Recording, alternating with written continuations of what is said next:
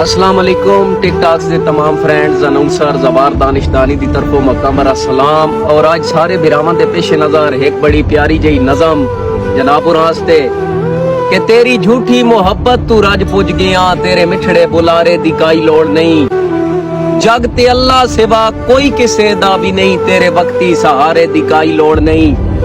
और अपनी कुली तो वारा तेरे कई महल, तेरे उच्चे चबारे दी काई लोड़ नहीं। दोस्ता हुण मैं अपना सजन आप हाँ, तेरे सांगे उधारे दी काई लोड़ नहीं। और मैं ता तेरी जबान तक महदूद हम, तेरे दिल ते घारा किसे होर दा, मैन मजबूरियां तक विलेंदा रहियो तैन डरा दरअसल किसे होर दा। और मेरी सच्ची अकीदत रही बेअसर, तैते गालब असरा किसे होर दा, खुली बेहोश अक्ता खुदा दी कसम, तेरे जानू ते सारा किसे होर दा। उस दिहाड़े तो दिल नाल मैं करके सलाह, मैं मोहब्बत दा मंदर गिरा छोड़े आए, बन के सबरो तहम्मल जिया पेशवा, दोस्ती दा जनाजा पढ़ा छोड़े आए।